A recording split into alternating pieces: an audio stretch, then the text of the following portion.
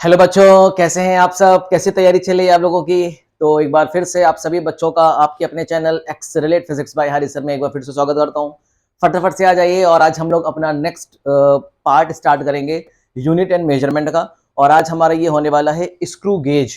ठीक है जी बच्चे। तो अभी तक आपने वर्नियर कैलिपर्स बहुत अच्छे तरीके से पढ़ लिया और वर्नियर कैलिपर्स की हेल्प से हम किस तरह से मेजरमेंट करते हैं, लेंथ ब्रेथ हाइट कैसे फाइंड आउट करते हैं, internal diameter external diameter, depth कैसे फाइंड आउट किया जाता है, डेप्थ का मेजरमेंट कैसे किया जाता है with the help of vernier callipers. आपने बहुत अच्छे तरीके से देखा और साथ ही साथ आपने ये न्यूमेरिकल्स भी देखे कि प्रीवियस ईयर या इससे पहले जो आईटीजेई मेंस और नीट में वर्नियर कैलिपर से रिलेटेड क्वेश्चंस कैसे आए थे। तो देखिए, वर्नियर कैलिपर्स के बाद अब स्टार्ट करने वाले हैं स्क्रू गेज। अब स्क्रू गेज की जरूरत क्यों पड़ी? अब स्क्रू गेज की जरूरत इसलिए पड़ी है देखिए, जो बार बार ये जो हम अपने इंस्ट्रूमेंट को चेंज कर रहे हैं, जैसे हम पहले मीटर स्केल या सेंटीमीटर स्केल यूज करते थे, जिसे हम एमएम स्केल भी बोलते हैं, जिसमें एमएम मार्किंग होती है। उसके बाद हमने वर्नियर स्केल पे आ गए, जिसे हम वर्नियर कैलिपर्स बोलते थे। फिर हम स्क्रू गेज पे आ गए। फिर धीरे धीरे हम अपने इंस्ट्रूमेंट को चेंज करते जा रहे हैं। वजह क्या है? पर्पस क्या है? पर्पस ये है कि हम जो भी मेजरमेंट करते हैं, हमें उस मेजरमेंट की हमें एक्यूरेसी चाहिए और साथ ही साथ प्रिसिशन चाहिए। हम ये चाहते हैं कि हमारा जो भी मेजरमेंट हम कर रहे हैं, चाहे वो कोई भी फिजिकल पैरामीटर का मेजरमेंट कर रहे हैं, in terms of length, in terms of length, अब चाहे वो रेडियस निकाल रहे हो, डायमीटर निकाल रहे हो, लेंथ ब्रेथ हाइट निकाल रहे हो, कुछ भी निकाल रहे हो, तो हमें हमारा रिजल्ट एक्यूरेट चाहिए और प्रिसाइज रिजल्ट चाहिए। एक्यूरेसी कैसे आएगी? फ्रीक्वेंसी ऑफ ऑब्जर्वेशन से। प्रिसीशन कैसे आएगा? प्रिसीशन आएगा हमारा इंस्ट्रूमेंट से। तो अभी तक हम जो इंस्ट्रूमेंट यूज कर रहे थे, जैसे सेंटीमीटर स्केल यूज कर रहे थे, तो हमें रिजल्ट उतना प्रिसाइज नहीं मिल रहा था। फिर हमने क्या यूज किया? वर्नियर कैलिपर्स यूज किया, जिससे हमें अच्छा प्रिसाइज रिजल्ट मिला। अब हम अपने रिजल्ट को और प्रिसाइज करना चाहते हैं। हम चाहते हैं कि हमारा रिजल्ट और ज्यादा प्रिसाइज हो जाए। तब हम क्या यूज करेंगे? स्क्रू गेज यूज करेंगे। स्क्रू गेज का दूसरा नाम है माइक्रोमीटर स्क्रू गेज। इसको माइक्रोमीटर क्यों बोलते हैं? क्योंकि ये माइक्रोमीटर तक की रीडिंग को मेजर कर सकता है। 10⁻⁻6 मीटर तक की रीडिंग को मेजर कर सकता है, मतलब डेसिमल के 6 प्लेस तक ये रीडिंग को मेजर कर सकता है। इस वजह से इसको ठीक है, माइक्रोमीटर स्क्रू गेज बोलते हैं। चलिए, बहुत ही बेहतर।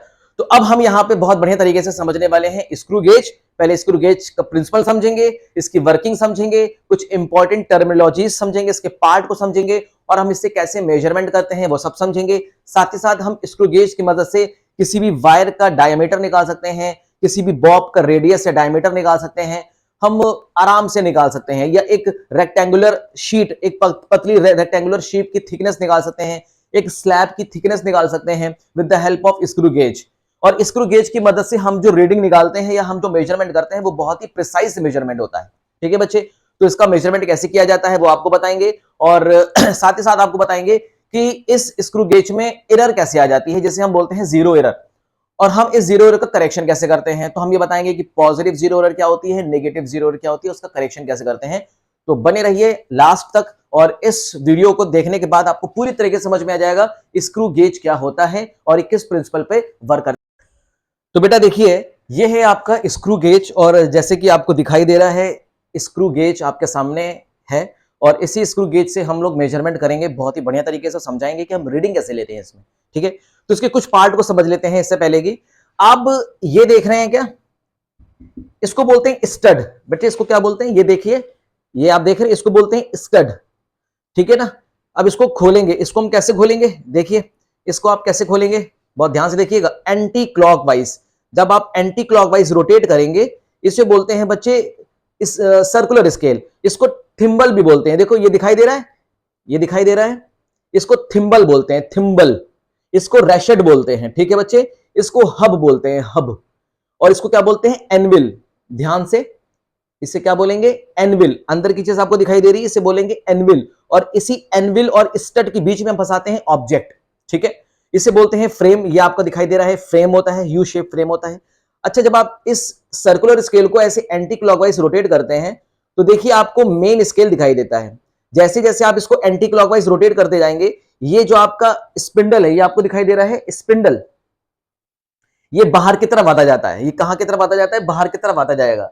ठीक है, जैसे एनविल तो आपका ये है, स्पिंडल बाहर की तरफ आता जाएगा। और इसी स्पिंडल के अंदर क्या है? स्क्रूज होते हैं, छोटे छोटे स्क्रूज होते हैं, इसके अंदर होते हैं। ठीक है, अभी स्क्रू आपको दिखाई नहीं पड़ रहा है। स्क्रू आप ऐसे समझिए जैसे कि आप, ये दिखाई दे रहा है, ये दिखाई दे रहा है, ऐसे ही स्क्रू होते हैं, बिल्कुल सेम ऐसे ही स्क्रू होते हैं जिसके ऊपर छोटे छोटे थ्रेड्स बने होते हैं। आप ये देख रहे हैं, उभरे उभरी चीज देख रहे हैं, ये उभरी उभरी चीज जो है उसे थ्रेड बोलते हैं बच्चे। क्या बोलते हैं? थ्रेड। ठीक है, याद रखिएगा, बहुत बढ़िया। तो अब यहां पे देख लेते हैं, इसे बोलते हैं स्टड और ये इसको बोलते हैं स्क्रू, और इस स्क्रू इसके अंदर होता है, और ये जो उभरा उभरा पार्ट होता है इसको बोलते हैं थ्रेड। ठीक है बच्चे, और यहां पे आपको मेन स्केल दिखाई दे रही होगी, आप देखिए यहां पे आपको ये दिखाई दे रहा है मेन स्केल, ये आपको मेन स्केल दिखाई दे रही है मेन स्केल, इसे बोलते हैं मेन स्केल और इसे बोलेंगे सर्कुलर स्केल। बच्चे देखो, सर्कुलर स्केल के ऊपर देखो कुछ डिविजन्स बने हुए हैं, दिखाई दे रहा है आपको, देखिए कुछ ये है 0, ये है ऊपर देखिए 5 है, फिर 10 है, 15, 20, 25, ये सब क्या बने हैं बच्चे? छोटे छोटे डिविजन्स बने हुए हैं सर्कुलर स्केल के ऊपर। और देखिए मेन स्केल को भी छोटे छोटे क्या बने हैं? डिविजन्स बने हैं। तो ये मेन स्केल है और ये सर्कुलर स्केल है, और इसी मेन स्केल और सर्कुलर स्केल की हेल्प से हम क्या लेंगे? किसी भी ऑब्जेक्ट का मेजरमेंट लेंगे, उसकी हम थिकनेस निकालेंगे, उसका डायमीटर निकालेंगे, बॉब का सब कुछ करेंगे। अब बात आती है कि ये क्या है? रेशेट। आपने देखा होगा पीछे छोटा सा ये होता है, सर्कुलर टाइप का होता है, इसे बोलते हैं रेशेट। और इस रेशेट से हमें यह पता चलता है कि कोई भी ऑब्जेक्ट जो आप फंसाते हैं इसके अंदर, वो पूरी तरीके से टाइट हो गया है कि नहीं।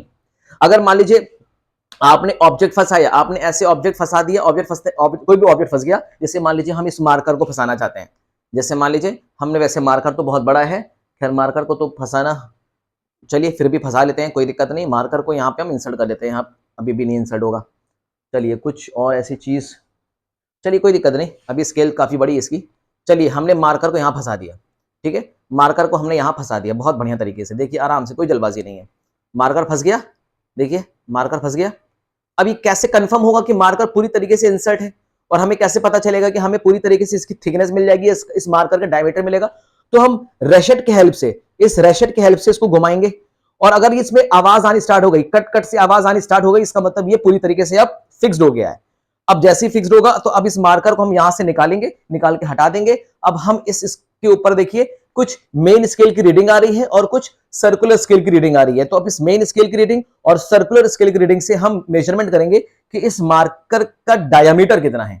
ठीक है बच्चे, तो चलिए, तो बेसिक बेसिक बात आपने समझ गए। तो इसे बोलते हैं एनविल, ये हो गया स्टड, ये हो गया यू टाइप फ्रेम, ये हो जाएगा स्क्रू, इसे बोलते हैं मेन स्केल और इसे बोलते हैं सर्कुलर स्केल, और इसे बोलते हैं थिम्बल। देखिए ये दिखाई दे रहा है, इसे बोलते हैं थिम्बल। इसी थिम्बल को ही बोलते हैं सर्कुलर स्केल, या इसको और क्या बोलते हैं बताइए फटाफट से, दूसरा नाम बताइए इसका क्या बोलते हैं? देखिए मेन स्केल को और किस नाम से जानते हैं बताइए? मेन स्केल को और किस नाम से जाना जाता है? मेन स्केल को बोलते हैं पिच स्केल। क्या बोलते हैं बच्चे? इसको बोलते हैं पिच स्केल। ठीक है, और याद रखिएगा सर्कुलर स्केल का दूसरा नाम हेड स्केल भी होता है। क्या होता है? हेड स्केल भी होता है। तो अलग अलग बुक में अलग अलग नाम से दिया गया होगा। तो आपको बात तो समझ में आ गई है कि हमको एग्जैक्टली करना क्या है। जब आप इसको देखिए, अगर आप बहुत ध्यान से देखिए बच्चे, जब आप इसको एंटी क्लॉकवाइज घुमाते हैं, है ना, जब आप इसको एंटी क्लॉकवाइज घुमाते हैं तो देखिए ये जो अंदर का आप दिखाई दे रहा है स्टड, ये पीछे की तरफ आता जाता है, और इसके अंदर का जो स्क्रू होता है ना, वो भी पीछे की तरफ आता जाता है, वो भी पीछे शिफ्ट होता जाता है। और जैसे आप इसको क्लॉकवाइज घुमाएंगे, जैसे आप इसको क्लॉकवाइज घुमाएंगे, ये आगे की तरफ बढ़ेगा। देखिए इसको आप क्लॉकवाइज घुमा रहे हैं, ये आगे की तरफ बढ़ रहा है, बढ़ रहा है कि नहीं? देखिए बढ़ रहा है कि नहीं आगे की तरफ? बहुत बढ़िया। और जैसे ही आगे की तरफ बढ़ेगा, ऑब्जेक्ट यहाँ इसके बीच में हम ऑब्जेक्ट को इंसर्ट करके फिक्स कर देंगे, और फिर हम क्या लेते हैं? रीडिंग लेना स्टार्ट करते हैं। अब हम इस स्क्रू गेज की मदद से रीडिंग कैसे लेते हैं, और इसमें कुछ इंपॉर्टेंट टर्मिनोलॉजीज को हमें समझना पड़ेगा। इसके लिए आपको सबसे पहला टर्म ये समझना पड़ेगा कि ये पिच क्या होता है। What is pitch? इसके लिए सबसे पहला टर्म आता है पिच। ये पिच क्या होता है? पिच बहुत आसान है, आपको इस तरह से समझना है। देखिए ये आप देख रहे हैं, ये आप देख रहे हैं, ये आप देख रहे हैं स्पिंडल, ये आप देख रहे हैं स्पिंडल, ये इसके अंदर इस तरह के छोटे छोटे स्क्रूज होते हैं, दिखाई दे रहा है? स्क्रू होते हैं। और जैसे आप इसको एंटी क्लॉकवाइज घुमाते हैं ना, तो स्क्रू पीछे की तरफ आता जाता है। जब इसको आप क्लॉकवाइज घुमाएंगे तो स्क्रू आगे की तरफ आता जाएगा। ठीक है ना? तो अब देखिए इस स्क्रू के ऊपर आप देखिए जो थ्रेड्स बने हुए हैं ना, ढेर सारे थ्रेड्स बने हुए हैं, ऐसे सर्कुलर सर्कुलर थ्रेड्स बने हुए हैं। तो दो थ्रेड्स के बीच की थिकनेस या दो थ्रेड के बीच की डिस्टेंस को बोलते हैं पिच। क्या बोलते हैं मेरे बच्चे? इसको बोलते हैं पिच। तो याद रखिएगा, pitch is what? Pitch is the length between two threads on screw of screw gauge, of screw gauge.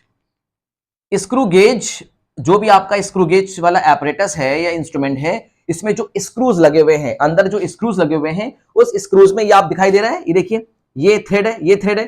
तो दो थ्रेड के बीच की डिस्टेंस को हम क्या बोलते हैं? दो थ्रेड के बीच की डिस्टेंस को बोलते हैं पिच। क्या बोलते हैं बेटा? पिच। और इत्तेफाक बात ये होती है कि जितनी दो थ्रेड के बीच में डिस्टेंस होती है, उतनी ही मेन स्केल के बीच में थिकनेस के बीच की डिस्टेंस होती है। देखिए, बहुत ध्यान समझिएगा। इस तरह से हम माइक्रोमीटर को या इस तरह से हम स्क्रू गेज को डिजाइन करते हैं कि इसमें जो स्क्रू होती है, इसमें जो स्क्रू की जो थ्रेड्स के बीच की डिस्टेंस होती है, वही मेन स्केल में दो डिवीजन के बीच की लेंथ होती है, सेम होती है, याद रखिएगा। तो इस तरह से इसको डिजाइन किया जाता है कि स्क्रू में दो थ्रेड्स के बीच की डिस्टेंस, जिसे हम पिच बोलते हैं, वही डिस्टेंस किसमें होती है? मेन स्केल में दो डिवीजन के बीच की लेंथ होती है। ठीक है ना? तो आप ये भी कह सकते हैं पिच क्या होता है? पिच हो सकता है the length between two divisions on main scale। Main scale, यह इसका दूसरा नाम क्या है? पिच स्केल भी इसका दूसरा नाम है। ठीक है ना? याद रखिएगा। तो आपको एक बात समझ में आ गई कि मेन स्केल को अगर आप इस तरह से बनाइए, अगर आप मेन स्केल को इस तरह से बनाएं, तो आप देखिए मेन स्केल में ये है आपका 0, ये है 1 2 3 4 5 6 7 8 9 10, ये आपका हो गया 1 सेंटीमीटर। मान लीजिए ये एमएम में है। किस में है? ये एमएम में भी हो सकता है, सेंटीमीटर में भी हो सकता है, कोई समस्या वाली बात नहीं है। ठीक है ना? चलिए, अभी हम मान लेते हैं हमारा सेंटीमीटर में है। ये किस में है? सेंटीमीटर मान लेते हैं। ठीक है ना? चलिए, अब आप बहुत ध्यान से देखिए। आप देखिए, दो डिवीजन देख रहे हैं, एक डिवीजन ये, एक डिवीजन ये। दो डिवीजन के बीच की जो लेंथ होती है ना, इसी को हम क्या बोलते हैं? पिच बोलते हैं। और इत्तेफाक की बात यह होती है कि स्क्रू की जो थ्रेड होते हैं ना, दो थ्रेड के बीच की डिस्टेंस जो होती है, वही सेम मेन स्केल की दो डिवीजन के बीच की लेंथ होती है। बात समझ में आ रही है? क्लियर हो रही है बात? इसी को हम क्या बोलते हैं? पिच बोलते हैं। तो लेकिन आपने अपने बुक में पिच को दूसरे तरीके से पढ़ा होगा। आपने किस तरह से पिच को पढ़ा है उसको हम लोग समझते हैं। तो पहले तो आप मुझे ये बताइए कि मेन स्केल, इसी को क्या बोलते हैं बच्चे? मेन स्केल बोलते हैं। ठीक है ना? अब मेन स्केल में 1 सेंटीमीटर में कितनी डिविजन्स हैं? 1 सेंटीमीटर में टोटल 10 डिविजन्स होती हैं। तो इसका मतलब एक डिवीजन की लेंथ कितनी है? एक डिवीजन की लेंथ 1/10 सेंटीमीटर, मतलब 0.1 सेंटीमीटर है, जिसे हम 1 mm बोलते हैं। तो यहां से आपको एक बात समझ में आ सकती है क्या, कि अगर हम लोग नॉर्मली देखें तो जो हमारे पास जो हमारे लेबोरेटरी में, फिजिक्स लैब में जो ये स्क्रू गेज रखा होता है, बेसिकली उसमें पिच कितना होता है? 1 mm का होता है। मेन स्केल का पिच कितना होता है? 1 mm का होता है। तो बेटा पिच होता कैसा है? पिच होता है 1 mm का। और इस पिच का दूसरा नाम भी होता है। पिच का दूसरा नाम क्या है? Least count of main scale. इसे मेन स्केल का लीस्ट काउंट भी बोलते हैं। किसके? मेन स्केल का। स्क्रू गेज के मेन स्केल का लीस्ट काउंट भी बोला जाता है, याद रखिएगा। इसको क्या बोलते हैं? Least count of main scale. इसका मतलब ये नहीं हुआ, एक बात समझिएगा, देखिए, इसका मतलब ये नहीं हुआ कि स्क्रू गेज का लीस्ट काउंट की मैं बात कर रहा हूं। नहीं, मैं स्क्रू गेज के लीस्ट काउंट की बात नहीं कर रहा हूं। मैं स्क्रू गेज के अंदर जो मेन स्केल लगा हुआ है, उसके लीस्ट काउंट की बात कर रहा हूं। तो least count of main scale को भी हम क्या बोलते हैं? पिच बोलते हैं। इस बात का ध्यान रखिएगा। और नॉर्मली पिच होता कितना है? 1 mm होता है। कैसे पता चला आपको? आपने यहां से देख लिया कि 1 सेंटीमीटर में 10 डिवीजन हैं, तो एक डिवीजन की लेंथ कितनी होती है? 1/10। बात समझ में आ गई ना? 10 डिवीजन में कितने सेंटीमीटर है? 1 सेंटीमीटर इसकी लेंथ है, तो एक डिवीजन की लेंथ कितनी होगी? 1/10, दैट इज 0.1 सेंटीमीटर होगी। इसे हम क्या बोलते हैं? 1 mm भी बोलते हैं। इसका मतलब जो हमारा मेन स्केल की डिवीजन की लेंथ होती है, वो किस में होती है? mm में होती है। जरूरी नहीं है, जरूरी नहीं है। अलग अलग एपरेटस में, अलग अलग स्क्रू गेज में अलग अलग रीडिंग्स हो सकती हैं। लेकिन आपको यह बात तो पूरा तरीके से इत्तेफाक रखना पड़ेगा कि दो थ्रेड के बीच की डिस्टेंस, आप ये थ्रेड देख रहे हैं, इस तरह से थ्रेड बना हुआ है, इस तरह से थ्रेड देख रहे हैं, तो दो थ्रेड, ये देख रहे हैं, दो थ्रेड के बीच की जो डिस्टेंस होती है ना, इसी को बोलते हैं बच्चे पिच। इसी को क्या बोलते हैं? पिच। समझ में? और सेम डिस्टेंस क्या होती है? दो डिवीजन के बीच की लेंथ को भी हम क्या बोलते हैं? पिच बोलते हैं। दोनों की डिस्टेंस सेम ही होती है, इस बात का ध्यान रखिएगा। ठीक है? तो एक बात समझ में आ गई कि पिच बराबर होता है 1 mm। वो भी किसका पिच है? ये मेन स्केल का पिच है, ये, या स्क्रू गेज का पिच। स्क्रू गेज का पिच कितना हो गया? 1 mm। और इसी का दूसरा नाम क्या है? Least count of main scale. इसको ही बोलते हैं मेन स्केल का लीस्ट काउंट। ठीक है ना? अब बात आती है कि आपने अपने बुक में जो पिच पढ़ा है, वो कुछ अलग तरीके का पिच पढ़ा है। आपने अपने बुक में क्या पिच पढ़ा है? जरा वो देखते हैं। आपने अपने बुक में जो पिच पढ़ा होगा, वो आपने पढ़ा होगा distance moved on a main scale by a circular scale divided by number of rotation। कुछ इस तरह से पढ़ा होगा। ऐसे ही पढ़ा है क्या? ऐसे ही पढ़ा होगा आपने, है ना? आपने पिच कैसे पढ़ा है? पिच आपने इस तरह से पढ़ा होगा, distance moved distance moved bye circular scale on pitch scale. Pitch scale के ऊपर सर्कुलर स्केल कितना डिवीजन मूव करता है, जरा देखिए बहुत ध्यान से बच्चे। जब ये आपका सर्कुलर स्केल है ना, जब सर्कुलर स्केल को आप एक रोटेशन करोगे, देखो कहां से करना, पहले इस देखो बहुत ध्यान से देखो, बहुत ध्यान से देखो, ये जीरो है ना, सर्कुलर स्केल के जीरो के मेन स्केल के जीरो से कॉन्साइड करा देना। अब एक रोटेशन करो, एक रोटेशन, ये हो गया वन रोटेशन। फिर करो सेकंड रोटेशन, बोलो सेकंड रोटेशन किया तो देखो जितनी बार आप रोटेशन कर रहे हो उतनी बार ये सर्कुलर स्केल क्या आ रहा है, पीछे की तरफ आ रहा है। तो ये सर्कुलर स्केल मेन स्केल पे कितना डिस्टेंस पीछे की तरफ आ रहा है, हम उसके बारे में बात कर रहे हैं। तो इसी की क्या बोलते हैं, distance moved bye a circular scale on a pitch scale divided by number of rotation, number of rotation of circular scale, circular scale का रोटेशन। अब आप जितनी बार रोटेशन करोगे आपको डिस्टेंस मूव से डिवाइड करना पड़ेगा, ठीक है ना, मतलब distance move divided by number of rotation करना पड़ेगा। अब जैसे मान लीजिए आपने 10 बार रोटेशन किया, आपने कितनी बार रोटेशन किया, 10 बार रोटेशन किया, तो आप बहुत ध्यान से देखिए, जैसे मान लीजिए आपका मेन स्केल है, ये इस स्क्रू गेज का मेन स्केल है, ठीक है ना, बहुत ध्यान समझिएगा, 0 1 2 3 4 5 1 2 3 4 5 6 7 8 9 10, ये हो गया 1 सेंटीमीटर। 1 2 3 4 5 6 7 8 9 10, ये हो गया 2 सेंटीमीटर। 1 2 3 4 5 6 7 8 9 10, ये हो गया 3 सेंटीमीटर। क्लियर है। मान लीजिए आपने 10 रोटेशन किया, कितना रोटेशन किया, जैसे ही आपने 10 रोटेशन किया तो ये मेन स्केल का जीरो है, और आपने कितनी बार रोटेशन किया, 10 रोटेशन किया। जैसे ही आपने 10 रोटेशन किया तो आपने देखा कि आपका ये जो सर्कुलर स्केल का जीरो है वो कहां पे आ रहा है, यहां पे आ रहा है। सर्कुलर स्केल का जीरो कहां पे आ रहा है, लाइक दिस, यहां पे आ रहा है।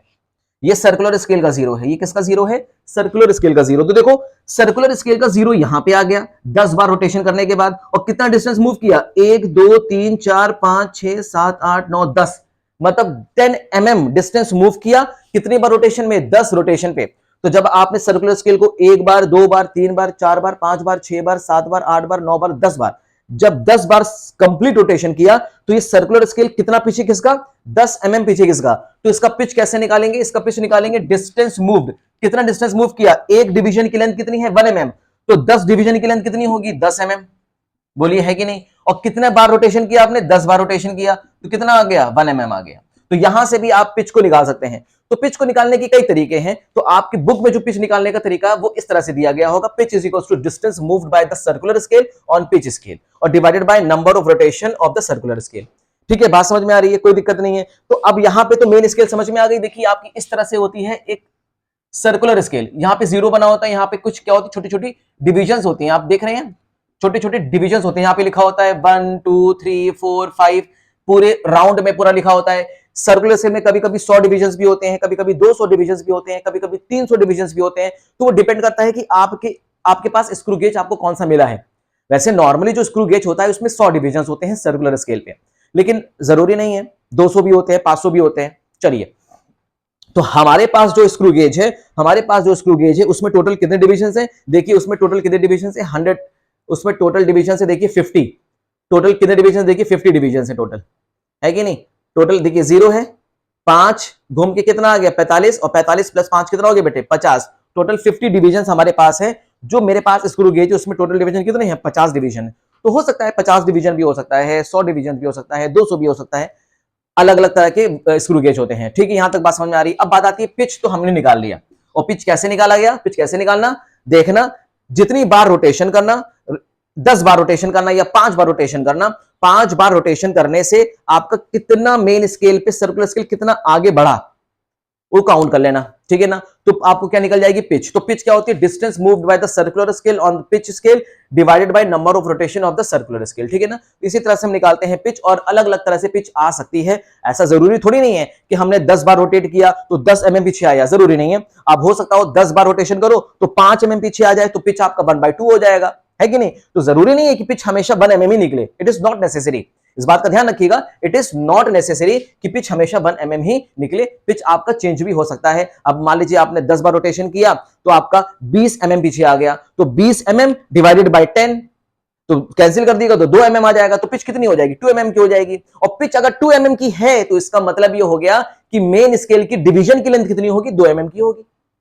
समझ में आ रही है बात, क्लियर है? तो जो पिच होगी वही मेन स्केल की डिवीजन की लेंथ होगी, इस बात का आप गांठ बना लीजिए। जो पिच होगी वही मेन स्केल डिवीजन की लेंथ होगी, length of main scale division, main scale division, जो मेन स्केल डिवीजन है, और मेन स्केल के डिवीजन की लेंथ वही होगी जो पिच आपने निकाला है, ठीक है ना? और पिच आप कैसे निकालेंगे? पिच आप बहुत आराम से निकाल सकते हैं रोटेशन करके, क्लियर है? चलिए यहां पे हमने क्या क्लियर कर दिया, पिच आपको समझ में आ गया कि पिच क्या होता है। अब एक और टर्म यहां पे यूज होता है जिसको बोलते हैं लीस्ट काउंट। अच्छा, इस पिच को हम क्या बोलते हैं? Least count of main scale. ये मेन स्केल का लीस्ट काउंट, इस बात का ध्यान रखिएगा, जो आपको मेन स्केल दिखाई दे रहा है ना, ये इसका लीस्ट काउंट है, इसका लीस्ट काउंट को हम क्या बोलते हैं? पिच बोलते हैं। बट सर्कुलर स्केल का जो पिच होता है, जो या देखिए सर्कुलर स्केल का लीस्ट काउंट को ही हम बोलते हैं स्क्रू गेज का लीस्ट काउंट। दो तीन चीजें होती हैं जो काफी बच्चों को कंफ्यूज करती हैं, लेकिन ये चीजें आज आपकी कंफ्यूजन खत्म हो जाएगी, पूरा वादा है। चलिए बहुत आराम समझिए, कोई जल्दबाजी नहीं है। देखिए अब बात करते हैं pitch least count of screw gauge, least count of screw gauge. अच्छा, स्क्रू गेज की लीस्ट काउंट को हम सर्कुलर स्केल का लीस्ट काउंट भी बोलते हैं, याद रखिएगा। इसको और किस नाम से जाना जाता है? इज इक्वल टू लिख दीजिएगा, least count of circular scale, circular scale, circular scale का लीस्ट काउंट। क्लियर? ठीक है बच्चे, कोई दिक्कत नहीं है, बात समझ में आ रही है? बहुत बढ़िया।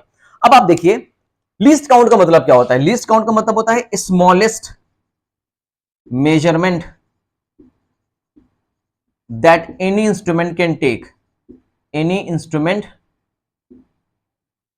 can take, कोई भी इंस्ट्रूमेंट जो सबसे छोटा मेजरमेंट कर सकता है उसी को क्या बोलते हैं? उसी को बोलते हैं लीस्ट काउंट। अब आप एक बात बताइए, अगर हम सर्कुलर स्केल में एक कंप्लीट रोटेशन करेंगे, ध्यान सुनिएगा, अगर सर्कुलर स्केल में एक कंप्लीट रोटेशन करेंगे तो हमारा जो सर्कुलर स्केल है वो मेन स्केल पे 1 mm पीछे आ रहा है। मान लेते हैं कि एक कंप्लीट रोटेशन करने के बाद हमारा सर्कुलर स्केल मेन स्केल पे 1 mm पीछे आ रहा है, तो ये क्या सबसे छोटा मेजरमेंट होगा? नहीं, सबसे छोटा मेजरमेंट नहीं होगा। हम अगर आधा रोटेशन करें तो आधा mm आएगा, हम और आधा रोटेशन करें तो और आधा आएगा, हम और आधा रोटेशन करें तो और आधा आएगा। मतलब हमें करना क्या है? हमें मेन स्केल की रीडिंग को ऑब्जर्व करना है। और मेन स्केल की सबसे छोटी रीडिंग क्या हो सकती है? मेन स्केल की सबसे छोटी रीडिंग क्या एक रोटेशन हो सकती है? नहीं, कभी नहीं। हम एक रोटेशन नहीं करेंगे, हम आधा रोटेशन कर दें, हम आधा रोटेशन करेंगे तो सर्कुलर स्केल मेन स्केल पे आधा mm पीछे आएगी। बहुत ध्यान समझिए, जैसे मान लीजिए कि जब आपने एक कंप्लीट रोटेशन किया, तो एक कंप्लीट रोटेशन का मतलब होता है, हो गया, मान लेते हैं कि हमारे सर्कुलर स्केल पे टोटल 100 डिवीजन हैं। मान के चलते हैं कि हमारे पास जो आपके पास स्क्रू गेज है उसके सर्कुलर स्केल पे कितने डिवीजन है? 100 डिवीजन है, मान लेते हैं। तो जब आप एक कंप्लीट रोटेशन करते हो, मतलब आप क्या कर रहे हो? आप 100 डिवीजन को रोटेट कर रहे हो। तो 100 डिवीजन के रोटेशन पे मेन स्केल में कितना डिस्टेंस दिखता है? 1 mm का डिस्टेंस दिखता है। तो इसका मतलब जब हम 100 डिवीजन रोटेशन करेंगे, आप ऐसे लिखिए, rotation of 100 division on circular scale, circular scale, इसी को तो बोलते हैं वन रोटेशन। इसी को क्या बोलते हैं मेरे बच्चे? इसी को बोलते हैं वन रोटेशन। तो एक रोटेशन करने का मतलब क्या हो गया भाई? 100 रोटेशन किया हमने भाई, 100 डिवीजन रोटेट कर गया ना भाई। टोटल डिवीजन कितने थे? 100 थे। तो एक रोटेशन का मतलब क्या हो गया? टोटल 100 डिवीजन रोटेट कर गया। तो 100 डिवीजन के रोटेट होने पे मान लेते हैं मेन स्केल पे कितना डिस्टेंस दिखाई दे रहा है? 1 mm का डिस्टेंस दिखाई दे रहा है, मान लेते हैं। तो सोचो अगर हम 50 डिवीजन रोटेट करेंगे तो हमें कितना दिखाई देगा? 1/2 दिखाई देगा भाई, दिखाई देगा कि नहीं? 1/2 mm दिखाई देगा। और मान लीजिए अगर हम 25 डिवीजन रोटेट करेंगे तो हमें कितना दिखाएगा? 1/2 मल्टीप्लाई बाई 2। बहुत अच्छी बात है भाई, समझ में आ गई सर बात तो यहां पे क्लियर हो रही है, बहुत अच्छी बात है। अब एक बात बताइए कि एक डिवीजन अगर हम रोटेट करना चाहें, यहां पे तो 25 डिवीजन रोटेट हुआ, इससे पहले आपने 100 डिवीजन रोटेट किया तो 1 mm दिखाई दिया मेन स्केल पे। आप ऐसे समझिए, देखिए बहुत ध्यान से देखिए, मान लीजिए हमारे सर्कुलर स्केल पे टोटल 100 डिवीजन है। आप जब एक कंप्लीट रोटेशन करते हो, आपने कर दिया, इसका मतलब हो गया कि एक कंप्लीट रोटेशन का मतलब हो गया कि आपने टोटल डिवीजन को कितना रोटेट किया है? टोटल कितनी डिवीजन रोटेट हुई है? 100 डिवीजन रोटेट हुई है एक बार में। इन वन रोटेशन टोटल कितनी डिवीजन रोटेट हुई? 100 डिवीजन रोटेट हुई। जब 100 डिवीजन रोटेट होंगी तो 1 mm आपको दिखाई देगा। तो सर्कुलर स्केल मेन स्केल पे 1 mm पीछे की तरफ आएगा, आएगा कि नहीं आएगा? तो बस वही बात समझिए कि जब आपने 100 डिवीजन आपने रोटेशन किया तो मेन स्केल पे आपको कितना दिखाई दिया? 1 mm। तो 1 mm कहां दिखाई देगा? ये मेन स्केल पे आपको दिखाई देगा 1 mm। बोलिए है कि नहीं? क्या ये सबसे छोटा मेजरमेंट है? ये सबसे छोटी डिस्टेंस है? नहीं। अगर मान लीजिए हम 50 रोटेशन करें, मतलब हम 100 डिवीजन को रोटेट ना करके हम 50 डिवीजन को रोटेट करें, तो हमें कितना चलना पड़ेगा? 1/2 mm चलना पड़ेगा। मान लीजिए अगर हम एक डिवीजन रोटेट करें, एक डिवीजन रोटेट करें, तो एक डिवीजन के रोटेट होने से क्या होगा? 1/4 मल्टीप्लाई बाय 25 को क्रॉस मल्टीप्लाई करिए तो कितना हो जाएगा? 1/100 हो जाएगा। That is 0.01, that is 0.01। बताइए, और किस में आ जाएगा? ये mm में आ जाएगा कि नहीं? तो बताइए लीस्ट काउंट क्या हो गया? This is the smallest measurement that this instrument can take. Screw gauge सबसे छोटा मेजरमेंट क्या कर सकता है? हम एक डिवीजन रोटेट करेंगे, बस एक डिवीजन। एक कंप्लीट रोटेशन और एक डिवीजन के रोटेट होने में अंतर है। एक कंप्लीट रोटेशन होने का मतलब होता है कि एक डिवीजन को हमने कंप्लीट रोटेशन कर दिया, बट एक डिवीजन के रोटेट होने का मतलब है कि हमने बस एक डिवीजन को रोटेट किया है, बस ऐसे कट से ऐसे रोटेट किया। एक डिवीजन के रोटेट होने पे सर्कुलर स्केल मेन स्केल पे जितना डिस्टेंस चलेगी उसी को बोलेंगे लीस्ट काउंट। तो यहां पे आपको समझ में आ गया कि अगर एक डिवीजन हम थोड़ा सा रोटेट करें, एक डिवीजन का रोटेशन मतलब ये नहीं होता कि हम एक कंप्लीट रोटेशन कर रहे हैं, कभी नहीं। ठीक है, बात समझ आ रही है? 100 डिवीजन रोटेट करने का मतलब होता है कि एक रोटेशन कर रहे हैं। 100 डिवीजन रोटेट करेंगे मतलब एक रोटेशन कंप्लीट कर रहे हैं। और अगर एक डिवीजन को रोटेट करना हो तो हमें कितना चलना पड़ेगा? 1/100 चलना पड़ेगा। किस पे? मेन स्केल पे। तो मेन स्केल पे ये सबसे छोटा डिस्टेंस है, मेन स्केल पे सबसे छोटा मेजरमेंट है जो ये इंस्ट्रूमेंट ले सकता है। और इसी छोटे मेजरमेंट को हम क्या बोलते हैं? लीस्ट काउंट बोलते हैं बच्चे। क्या बोलते हैं? Least count of screw gauge. Screw gauge का लीस्ट काउंट बोला जाता है। तो आपने अपने बुक में स्क्रू गेज का लीस्ट काउंट का ये फॉर्मूला पढ़ा होगा। Least count is equal to pitch divided by number of division, number of division on circular scale. Circular scale पे कितनी डिवीजन होती हैं आपने ये पढ़ा होगा। आपने पिच को डिवाइड कर दिया होगा number of division on the circular scale. तो आज आपको समझ में आया कि हम डिवीजन क्यों करते हैं? Number of division on the circular scale से to find out pitch. Pitch निकालने के लिए हम इसको डिवीजन क्यों करते हैं? क्लियर हो गया? तो बस यही है आपका pitch, sorry least count, pitch divided by number of division. तो अब आप फॉर्मूले से निकालना चाहें तो फॉर्मूले से निकाल दीजिए, चाहे आप कॉन्सेप्ट को समझ के करना चाहें तो कॉन्सेप्ट समझिए। तो कॉन्सेप्ट आपका यही कहता है कि एक कंप्लीट रोटेशन पे आप 1 mm चलेंगे। तो अब बात आती है कि जो सबसे कम मेजरमेंट जो होता है इस स्क्रू गेज का, वो डिपेंड करता है सर्कुलर स्केल के डिवीजन पे। तो यहां पे एक बात नोट करके आपको लिखनी पड़ेगी, least count of circular scale, या सर्कुलर स्केल बोलिए, या ऐसा बोलिए लीस्ट काउंट ऑफ, हाँ, सर्कुलर स्केल या screw gauge is depend on number of division on circular scale. ठीक है, स्क्रू गेज का जो लीस्ट काउंट होता है वो किस पे डिपेंड करता है? सर्कुलर स्केल के डिवीजन पे डिपेंड करेगा। डिवीजन जितना ज्यादा होगा लीस्ट काउंट उतना कम होगा, डिवीजन जितना ज्यादा लीस्ट काउंट उतना कम। इसका मतलब एक ऐसा स्क्रू गेज जिसके सर्कुलर स्केल पे 50 डिवीजन है और एक ऐसा स्क्रू गेज जिसके सर्कुलर स्केल पे टोटल 1000 डिवीजन है, तो दोनों में से लीस्ट काउंट किसका सबसे कम होगा? उस स्क्रू गेज का लीस्ट काउंट सबसे कम होगा जिसके सर्कुलर स्केल पे 1000 डिवीजन होगा। वो सबसे प्रिसाइज रिजल्ट देगा क्योंकि इसका लीस्ट काउंट बहुत कम है। बात समझ में आ रही है? तो हमारे पास जो स्क्रू गेज है उसके सर्कुलर स्केल पे 50 डिवीजन है, मतलब उतना अच्छा प्रिसाइज रिजल्ट नहीं देगा जो आपके लैब में, जो आपके पास स्क्रू गेज होता है जिसके सर्कुलर स्केल पे टोटल 100 डिवीजन होते हैं, वो बहुत प्रिसाइज रिजल्ट देता है। उससे लीस्ट काउंट और कम निकलती है। इससे लीस्ट काउंट कम नहीं निकलेगी, आपके पास जो होगा उससे लीस्ट काउंट और कम निकलेगी। ठीक है, तो जो लीस्ट काउंट होता है ना स्क्रू गेज का, वो डेसिमल की 3 प्लेस से लेकर 10⁻6 या 6 प्लेस तक आप निकाल सकते हैं। यहां से आपने दिखाई दिया, देखिए mm में निकल आया। अब आप इसको सेंटीमीटर में निकालना चाहें तो क्या होगा? 0.001 सेंटीमीटर। तो देखिए स्क्रू गेज का लीस्ट काउंट डेसिमल के कितने प्लेस तक आपने निकाल लिया? 3 प्लेस तक निकाल लिया। तो जो आपके पास स्क्रू गेज है जिसके सर्कुलर स्केल पे टोटल 100 डिविजन्स हैं, उसने कितना निकाला लीस्ट काउंट? 0.001, मतलब डेसिमल के 3 प्लेस तक।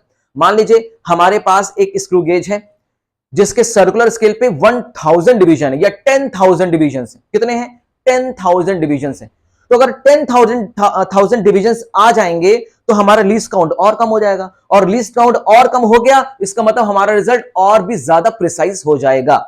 तो अलग अलग स्क्रू गेज के लीस्ट काउंट भी अलग अलग होते हैं, लेकिन इनका रेंज क्या होता है इस बात का ध्यान रखिएगा। 10⁻³ सेंटीमीटर से 10⁻6 सेंटीमीटर तक होता है, इस बात का ध्यान रखिएगा, ठीक है ना। इवन 10⁻8 तक करिए तो ज्यादा ही बेहतर है, 10⁻8 सेंटीमीटर तक होता है। 10⁻3 से लेकर 10⁻8 सेंटीमीटर तक का ये रेंज होता है least count of screw gauge का। अलग अलग तरह के स्क्रू गेज होते हैं। तो यहां से आपको एक बात समझ में आ गई कि हमें लीस्ट काउंट कैसे फाइंड आउट करना है, हमें पिच कैसे फाइंड आउट करना है। तो आपका सबसे पहला काम क्या है? आपका सबसे पहला काम यह है कि आप पिच फाइंड आउट करिए। पिच कैसे निकालेंगे? अब आप स्क्रू की थ्रेड की लेंथ तो मेजर नहीं करोगे ना, अब आपको पिच निकालने के लिए ये वाला फॉर्मूला यूज करना पड़ेगा। कौन सा फॉर्मूला यूज करेंगे बताइए? Distance moved on a main scale bye a circular scale divided by number of rotation. ये वाला फॉर्मूला यूज करेंगे पिच निकालने के लिए। पिच निकालने के बाद आप उठा के फॉर्मूला यहां पे रख दीजिएगा तो आपको लीस्ट काउंट निकल जाएगा। लीस्ट काउंट बराबर क्या होता है? Pitch divided by number of division on the circular scale पे डिवीजन। तो सर्कुलर स्केल पे जो भी डिवीजन होता है ना वो डिपेंड करता है लीस्ट काउंट पे। तो देखो सर्कुलर स्केल पे डिवीजन जितना ज्यादा होगा लीस्ट काउंट उतना कम होगा, और लीस्ट काउंट जितना कम होगा रिजल्ट उतना ज्यादा क्या होगा? प्रिसाइज होगा। रिजल्ट उतना ज्यादा प्रिसाइज होगा। क्लियर है क्या? बात समझ में आ रही है? चलिए, तो यहां पे ये कॉन्सेप्ट था पिच का और लीस्ट काउंट का। होप सो कि आपको समझ में आ गया होगा। चलिए, अब हम लोग थोड़ा सा बात कर लेते हैं कि लीस्ट काउंट और पिच के बाद हम मेजरमेंट कैसे करेंगे। जैसे आप वर्नियर कैलिपर से मेजरमेंट करते थे ना, रीडिंग निकालते थे MSR प्लस VSR। MSR मतलब main scale reading plus vernier scale reading. इसी तरह से स्क्रू गेज से भी हम रीडिंग निकालते हैं, main scale reading plus circular scale reading. तुम यहां पे बोलेंगे MSR प्लस CSR। CSR मतलब होता है सर्कुलर स्केल रीडिंग, ठीक है बच्चे। तो देखिए इसमें रीडिंग कैसे निकालते हैं, कैसे फाइंड आउट करते हैं, समझते हैं। फिर आखिरी में मैं आपको बताऊंगा कि हम जीरो एरर कैसे कैलकुलेट करते हैं या कैसे देखते हैं जीरो एरर, ठीक है, कि इंस्ट्रूमेंट में जीरो एरर है कि नहीं है, तो कौन सी है, पॉजिटिव है कि नेगेटिव है। पॉजिटिव है तो इसका कैलकुलेशन कैसे करेंगे, नेगेटिव है तो इसका कैलकुलेशन कैसे करेंगे। चलिए, अब यहां पे हम क्या निकालने वाले हैं? रीडिंग निकालेंगे। रीडिंग रीडिंग रीडिंग में आप क्या निकाल सकते हो? थिकनेस निकाल सकते हो, और आप विड्थ निकाल सकते हो, प्लेट की थिकनेस निकाल सकते हो, बॉब का डायमीटर निकाल सकते हो, एक वायर का रेडियस या डायमीटर निकाल सकते हो, कुछ भी निकाल सकते हो। रीडिंग बराबर हो जाएगा MSR प्लस CSR। MSR मतलब हो गया मेन स्केल रीडिंग। कैसे निकालते हैं बताते हैं। और CSR क्या होता है? CSR होता है least count of the screw gauge multiply by division कॉन्साइड। Division coincide on circular scale. तो ये लीस्ट काउंट किसका लीस्ट काउंट लेंगे? क्या मेन स्केल का? नहीं, ये किसका लीस्ट काउंट लेंगे? ये सर्कुलर स्केल का लीस्ट काउंट लेंगे। और सर्कुलर स्केल के लीस्ट काउंट को भी हम क्या बोलते हैं?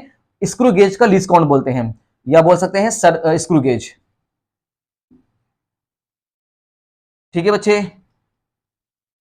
क्लियर है? बात समझ में आ रही है क्या?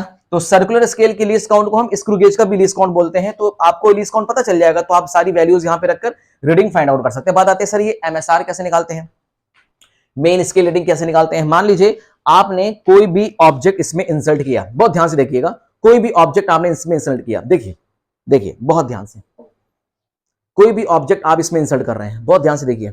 आपने इंसर्ट किया,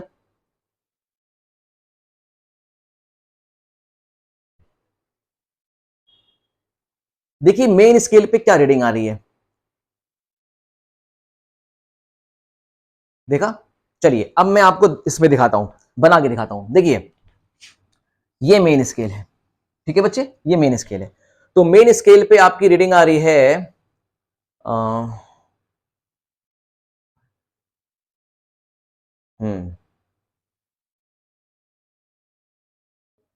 ये हो गया 0 1 2 3 4 5 6 7 8 9 10 मतलब 1 सेंटीमीटर, और ये है आपका 0.5। ये क्या है? 0.5। तो देखो 0.5 के बाद ये मुझे ऐसा लग रहा है कि ये नाइन्थ, ये नाइन्थ मतलब सर्कुलर स्केल का जो 0 है वो कहां पे कॉन्साइड कर रहा है? नाइन्थ पे आ रहा है। इसका मतलब सर्कुलर स्केल का बेस कहां पे, देखिए बेस कहीं भी हो सकता है, कोई दिक्कत वाली बात नहीं है, बेस कहीं से भी ले सकेंगे, कोई बात नहीं है। लेकिन देखिए ये जो सर्कुलर स्केल का ये जो 0 है, इससे पहले की रीडिंग कितनी है, देखिए 0.5, 0.6, 0.7, 0.8, 0.9, तो ये 0.9 हो जाएगा, ये 0.9 हो जाएगा, इस बात का ध्यान रखिएगा, ठीक है बच्चे। और 0.9 क्या होगा, ये सेंटीमीटर में होगा, ठीक है। अब बात करते हैं लीस्ट काउंट क्या होता है। लीस्ट काउंट आप जानते हैं 0.01 सेंटीमीटर होता है, मल्टीप्लाई बाय डिस्टेंस डिवीजन कॉन्साइड। अब आप देखिए कि सर्कुलर स्केल का कौन सा ऐसा डिवीजन है जो मेन स्केल की लाइन पे कॉन्साइड कर रहा है। मेन स्केल की लाइन ये होती है, देखिए ध्यान से, मेन स्केल की ये लाइन होगी, ये इस पे ये बना होगा 0, 1, 2, 3, 4, 5, 6, 7, 8, 9, 10, 1 सेंटीमीटर। तो देखिए सर्कुलर स्केल की कौन सी ऐसी डिवीजन है जो मेन स्केल की डिवीजन को कॉन्साइड कर रही है, बहुत ध्यान से देखिए जरा। ये फर्स्ट डिवीजन, पहली डिवीजन कॉन्साइड कर रही है, सर्कुलर स्केल की पहली डिवीजन कॉन्साइड कर रही है, याद रखिएगा। तो यहां पे लिख देंगे 1, तो कितना हो जाएगा आपका 0.09 सेंटीमीटर प्लस मल्टीप्लाई कर देंगे 0.001 सेंटीमीटर, क्लियर है। तो आप इसको सिंप्लीफाई करेंगे तो कितना हो जाएगा 0.9001, इतना ही आएगा, नहीं, हाँ 0.901 सेंटीमीटर आ गया। बताइए कितना आराम से आपने डेसिमल की 3 प्लेस तक वैल्यू फाइंड आउट कर ली। इस तरह से वैल्यू फाइंड आउट करनी है तो डिवीजन कॉन्साइड कहां देखना है, सर्कुलर स्केल में देखना है कौन सा डिवीजन कॉन्साइड कर रहा है। तो यहां पे आपको दिखाई दे रहा है कि कौन सा डिवीजन कॉन्साइड कर रहा है। होप सो कि आपको क्लियर हो गई होगी बात। एक बार और आप देख लीजिए, आपको थोड़ा सा तसल्ली हो जाएगी। पहला डिवीजन कॉन्साइड कर रहा है, इसलिए हम यहां पे क्या लिखेंगे, 1 लिखेंगे, ये 1, क्लियर है, बात समझ में आ गई। इस तरह से हमें क्या लेना है, रीडिंग लेना है एमएसआर प्लस सीएसआर का, ठीक है ना। तो होप सो कि यहाँ पे रीडिंग समझ में आ गई होगी कैसे लेना है। बस इस बात का ध्यान रखिएगा, मेन स्केल रीडिंग कैसे लेंगे, 0 से पहले देखना है, इस सर्कुलर स्केल के 0 से पहले देखना है, पहले कौन सी रीडिंग है, तो वो कौन सी थी, 0.9 सेंटीमीटर थी। होप सो की बात आपको यहां तक अच्छी तरीके से क्लियर होगी। देखिए एक बार और देख लीजिए आप, मेन स्केल की रीडिंग देखिए, देखिए ये 5 है ना, ये 5 दिखाई दे रहा है, 0.5 दिखाई दे रहा है, 0.5 क्या आ गया, 0.6, 0.7, 0.8, 0.9। देखिए 0 से पहले देखिए 0.9 है, सर्कुलर स्केल के 0 से पहले देखिए 0.9 है, तो 0.9 is the main scale reading हो जाएगी, ठीक है ना। बाकी least count plus division coincide on the circular scale. तो इस तरह से हमें क्या निकालना है, रीडिंग फाइंड आउट करना है। क्लियर है बच्चे, बात समझ में आ रही है। होप सो कि यहां तक आपको चीजें क्लियर हो गई होंगी बेहतर तरीके से, क्लियर। अब यहां पे आप ये चीज देख रहे हैं कि सर ये जो 0.001 सेंटीमीटर की एरर आ रही है, ये क्या है, ये जो थोड़ा सा जो आगे बढ़ गया ना, देखो सर्कुलर स्केल जब आपने रोटेशन किया तो मेन स्केल में जो 9 से थोड़ा सा जो आगे बढ़ा है, आप देखिए कुछ इस तरह से, मेन स्केल का 9 तो ये है ना, तो सर्कुलर स्केल देखिए कहां पे आ रहा है, ये यहां पे आ गया, देखिए यहां पे आ गया, है कि नहीं 0।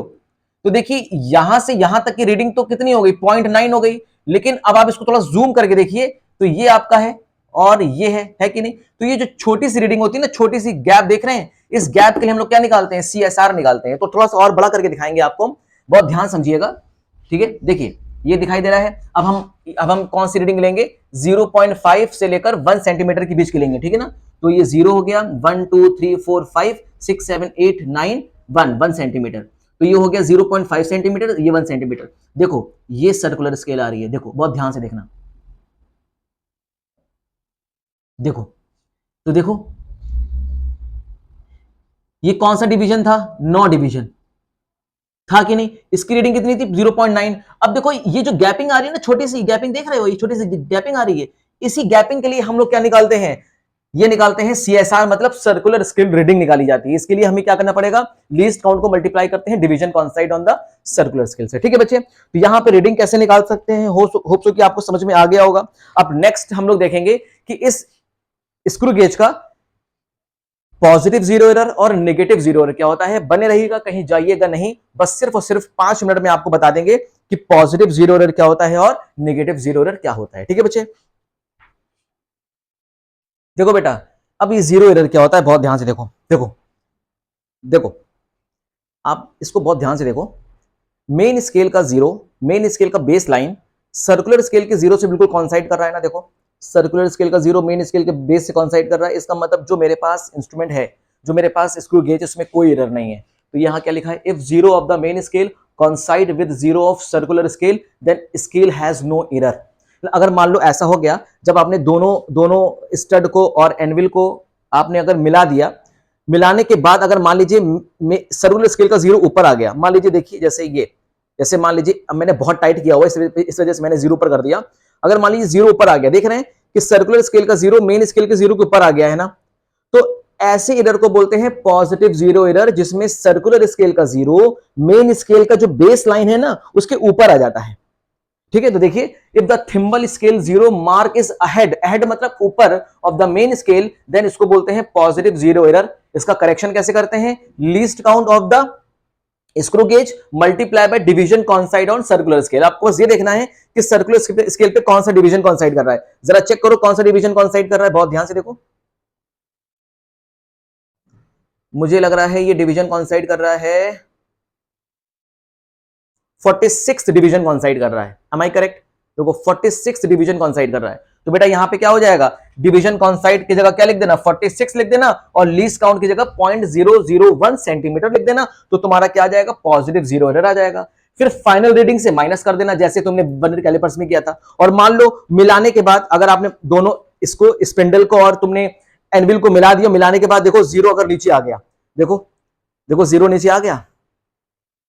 अगर सर्कुलर स्केल का 0 मेन स्केल के 0 के नीचे आ गया, तो इस इंस्ट्रूमेंट में कौन सा एरर है, निगेटिव जीरो एरर है। याद रखना, इसमें कौन सा एरर है, निगेटिव जीरो एरर होगा। ठीक है ना, और निगेटिव जीरो पढ़ लो, if the thimble zero scale mark is behind, मतलब नीचे की तरफ the main scale, then it is called negative zero error. और निगेटिव जीरो एरर के लिए माइनस का साइन लगा देना, लीस्ट काउंट कर देना, मल्टीप्लाई बाय डिवीजन कॉन्साइड कर देना। अब तुम जरा देखो कि कौन सा डिवीजन सर्कुलर स्केल का कौन सा डिवीजन कॉन्साइड कर रहा है मेन स्केल के बेस लाइन के साथ। मेन स्केल का बेस लाइन देखो ये है, तुम्हें दिखाई दे रहा है, लंबी सी पतली सी स्ट्रिप दिखाई दे रही होगी मेन स्केल पे, तो कौन सा डिवीजन कॉन्साइड कर रहा है, जरा देखो। मुझे लग रहा है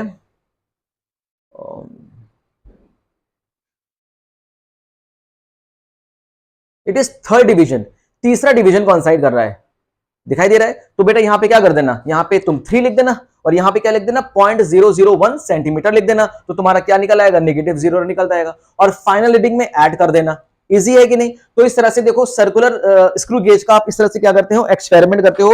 आप आपको अपने रिजल्ट को अगर बहुत ज्यादा एक्यूरेट करना है, एक्यूरेसी बढ़ानी है, तो आप इस एक्सपेरिमेंट को, मतलब एक ही वायर है, जैसे मान लो ये वायर है, कभी इसको यहां से ऐसे इस स्क्रू गेज से प्रेस कर देना, कभी यहां से, कभी यहां से, कभी यहां से, कभी यहां से, टोटल 10 रीडिंग ले लेना अलग अलग जगह से, और सबको मीन निकाल देना, तो इससे आपकी एक्यूरेसी बढ़ जाएगी। ठीक है ना, बात समझ आ रही है? और इंस्ट्रूमेंट अगर अच्छा इंस्ट्रूमेंट यूज करोगे जिसमें सर्कुलर स्केल पे ज्यादा डिविजन होंगे, तो वो आपको बहुत ही ज्यादा प्रिसाइज रिजल्ट देगा। ठीक है, तो यहां पे आपका स्क्रू गेज का ये टॉपिक खत्म होता है। होप सो कि आपको समझ में आ गया होगा, बार बार देखेंगे तो डेफिनेटली आपको समझ में आएगा। बस इसकी 2-3-4 चीजों को बहुत अच्छे समझिए, जैसे कि इसका पिच, स्क्रू लीस्ट काउंट, और पिच को हम बोलते हैं least count of main scale बोलते हैं, याद रखिएगा। और लीस्ट काउंट और स्क्रू गेज का लीस्ट काउंट कैसे निकालते हैं, स्क्रू गेज का लीस्ट काउंट क्या होता है, pitch upon number of division on the circular scale. तो पिच, लीस्ट काउंट, एरर्स और मेजरमेंट कैसे लेते हैं, रीडिंग कैसे लेते हैं, ये आप करिएगा, और डेफिनेटली आपको समझ में आ गया होगा। तो चैनल को सब्सक्राइब करिएगा, वीडियो को लाइक करिए, शेयर करिए अगर आपको समझ में आ गया, अगर आपको मेरी मेहनत पसंद आई है तो बच्चों ठीक है, तैयारी करते रहिए, पढ़ाई करते रहिए। All the very best and have a good day.